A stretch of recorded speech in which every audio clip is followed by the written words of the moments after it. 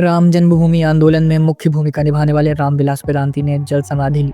मध्य प्रदेश के रीवा में रामकथा के दौरान स्वास्थ्य बिगड़ने के कारण उन्होंने देह त्याग दिया।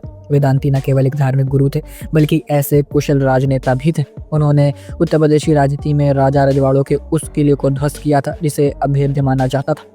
इस खबर में हम रामविलास वेदांती से जुड़े कुछ अनसुने किस्सों की चर्चा करेंगे कि कैसे उन्होंने यूपी में बीजेपी को जिताने के लिए रियासतों के दबदबे को धूल चटा दी थी। रामविलास वेदांती का राजनीतिक सफर जितना प्रभावशाली था उससे कहीं ज़्यादा साहसी भी था।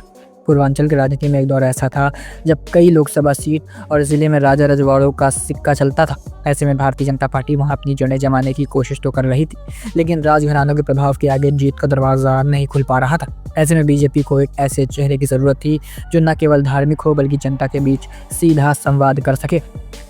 तब मैदान में आए संत रामविलास वेदांती।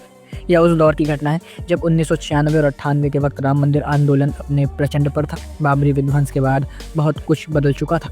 वहीं बीजेपी उत्तर प्रदेश में एक बड़ी पार्टी बनकर उभरी थी। इसी दौरान प्रतापगढ़ की लोकसभा सीट बीजेपी को लगातार परेशान कर रही थी। इस सीट पर 1996 में चुनाव हुआ। इस चुनाव में बीजेपी ने उदयराज मिश्रा को टिकट दिया, लेकिन कांग्रेस की ओर से राजघराने की राजकुमारी रत्ना ने इस सीट को जीत लिया। वहीं मछली शहर की सीट डॉक्टर रामविलास वेदांती ने जीती, लेकिन साल 1998 में प्रतापगढ़ की सीट पर चुनाव लड़ने का मौका रामविलास वेदांती को मिला और उन्होंने बड़े मार्जिन से कांग्रेस की राजकुमारी रत्ना को हरा दिया। रामविलास वेदांती उन लोगों में थे जो राम मंदिर आंदोलन से शुरुआत से ही जुड़े थे। 6 दिसंबर 1992 को बाबरी मस्जिद का जब विध्वंस हुआ तो उसमें प्रमुख आरोपी भी बनाए गए। उनके ऊपर केस दर्ज हुआ और उनका यह कहना था, कई बार उन्होंने बयान दिया कि अगर बाबरी मस्जिद गिरेगी नहीं तो राम मंदिर बनेगा नहीं। इस मामले में साल 2020 में कोर्ट ने उन्हें सभी आरोपों से बरी करते हुए कहा कि वह विध्वंस किसी सोची समझी साजिश का हिस्सा नहीं था। वेदांती जी अक्सर कहते थे वह कोई मस्जिद नहीं बल्कि एक खंडर था जिसे साफ कर दिया गया।